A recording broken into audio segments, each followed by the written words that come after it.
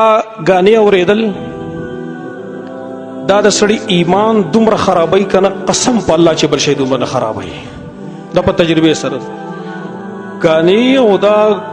فحاشي چې ایمان څومره خرابوي کنه دا بل شی نه خرابوي د خپل الله سره تعلق قائم کوي قرآن اوري ان شاء الله تعالی سره خوشحالي دا زما الله ویلي دی الا بذکر الله تطمئن القلوب خبردار ګوره د الله په ذکر باندې زړه مطمئن کیږي زړه ته اطمینان او خوشحالي نصیب کیږي نن نوجوان نسل چې په پریشانو کې مبتلا دی کله یو ځای کې خودکشي کوي کله بل ځای کې خودکشي کوي وجه هم دا چې دا اصل کې هغه شی اختیار کړی دی چې کوم شی زړه ته پریشاني ورکوي او خوشحالي زړه ته نه ورکوي او زه یو تپوس کوم دا اکثر زه وایم اکثر یې زه وایم مونږه چې دا ګانې اورو په ایمان یې وی ستاسو د الله په ذات باندې قسمي دا کوم خلک چې دا ګانې وایي او موږ یې اورو دا ښه خلک دی دا دینداره خلک دی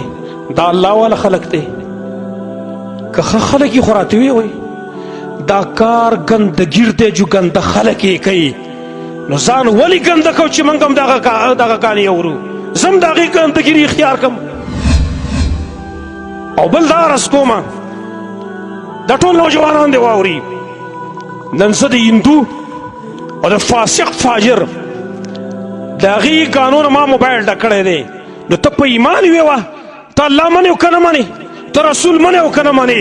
قرآن ته منې او که نه منې نو ته په خپل الله باندې قسم وکړه ته په ایمان باندې ویوه چې چېرته هندو ستا قرآن اورېدلی دی هغه چېرته ټیم ورکړی قرآن له چې نن پکې دا قرآن اورم خیر دی یا په ګاډي کې قرآن لګولی یا په خپل کور کې قرآن لګولی یا په موبایل کې د هغه سره د قرآن تلاوت ورسره وي راته ووایه که چېرته د یوې هندو سره تا دا پیدا کړله بس ټیک ده زه به تا ته یم چې ته یم واوره لږ خو حیا او لږ شرم خو پکار دی که نه لږ غیرت خو په ځان کې پیدا کول پکار دی که نه دونه بې غیرتوب خو نه دی اختیارول پکاره چې هندو زما قرآن لیټرین ته اړتیا او زه به د هغې ګانې اورم د نورو مشکلاتو لپاره زموږ فیسبوک صفحه لایک او یوټیوب چینل سبسکرایب کړئ. جزاکم الله خیر. اسلامیک ټاکس اسلامي